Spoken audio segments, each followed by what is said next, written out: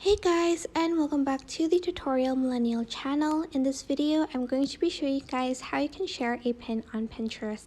So you can either press on a pin for a few seconds and there is like the send button. You can share it on to your Pinterest friends, or you can even share it to other social medias. You can even copy links, more apps, etc.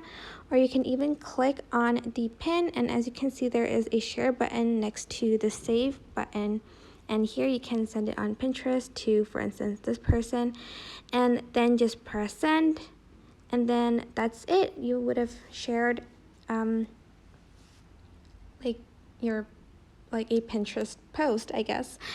But that is basically it. Super simple, but I do hope this tutorial was helpful for you guys. Don't forget to like, comment, share, and also subscribe to this channel if you haven't done that. If you have any questions, just leave it in the comment section down below and I will try my best to answer them all. Thank you so much for watching. Bye!